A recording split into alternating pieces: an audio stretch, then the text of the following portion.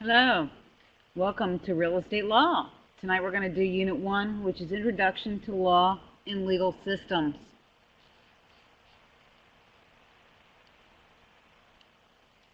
What do you know about law in the real estate business? Think about this for a moment. When you do real estate, you are in essence having to deal with law because you're dealing with a lot of contract law, and also real estate terminology is very much to do with the law. So many aspects of the real estate business are closely associated with the law, and we're going to review a lot of that throughout this textbook.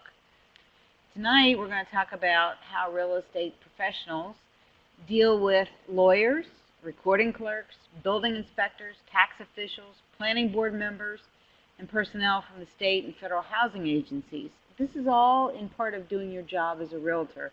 You'll end up dealing with all these different people, and you'll learn quite a bit about the law. Sources of law. When we talk about where law originates from, we want to look at the constitutions. These provide the framework within which the federal law and state governments must operate, and they protect individual rights, including private property.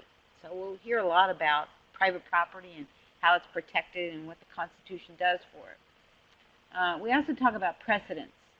These are published opinion of an appellate court that serves as the authority for determining a legal question in a later case with similar facts.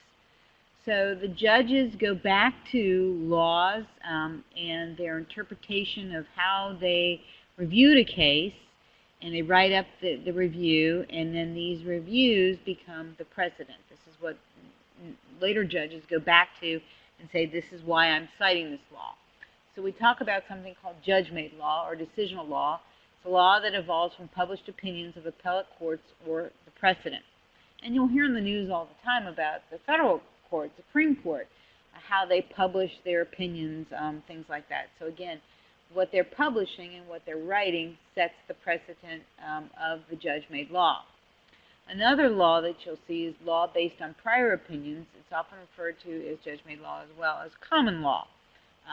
So whenever a court case arises, typically the first thing the attorneys will do or paralegals will do is they'll search through the records of the state or federal government, depending upon what they're dealing with, and they'll see what they can find out about that case and what kind of cases have come before the courts before and how have they ruled to set this precedent.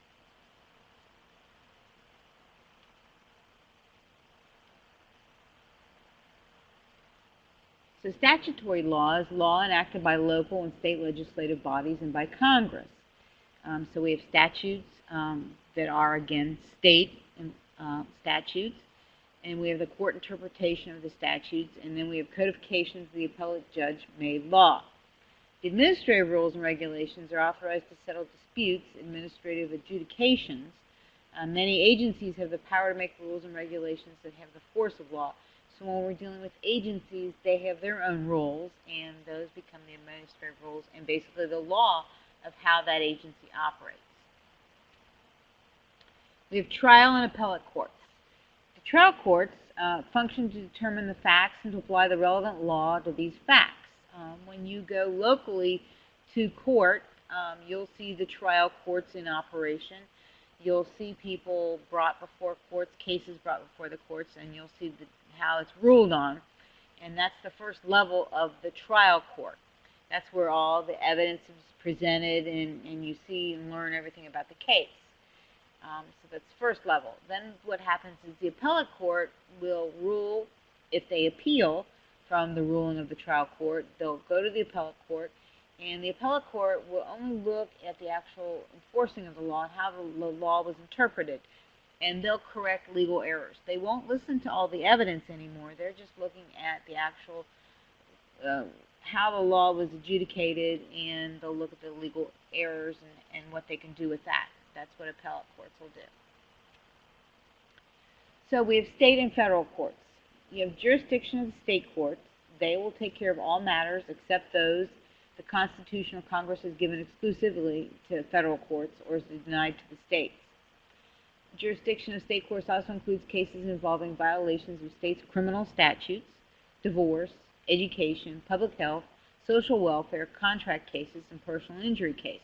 This is where our real estate cases would be ruled in the state courts if it is strictly in the state and it is state citizens that are arguing a case. If it's between entities that do business in another state and they're ruling in a different state, then you might end up in a federal court. But for most cases, what we're going to see in real estate is state courts. The federal courts have limited by the Constitution and federal statutes. They have diversity jurisdiction, is the power of the federal courts to hear cases involving citizens of different states. Again, when citizens of different states are arguing over something, business in one state, piece of real estate in another state, it might become a federal court case. The preemption doctrine is a constitutional-based doctrine that prevents a locality from acting laws that are inconsistent with federally regulated areas of law. So when we talk about fair housing laws and things like that that are federal laws, federal guidelines, we can't have something that's state law or city law or something that would be inconsistent with how the federal law wants something to rule. We've got old laws on the books that are inconsistent with today's new laws, and therefore the preemptive doctrine comes in and says those old laws will no longer apply because it's inconsistent with the federally regulated laws today. The state trial courts are the courts of general jurisdiction. They have courts of limited jurisdiction and courts of special jurisdiction. Again, who's hearing what, what's going on where.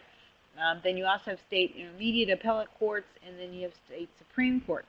So if a case is in Ohio and it's strictly an Ohio case, then the state of Ohio Supreme Court would be the highest place you could go to hear that case, versus the Supreme Court, the federal Supreme Court, which would be federal laws. Federal courts are hearing cases, and then they go up to the federal Supreme Court. So again, state's the highest in the state.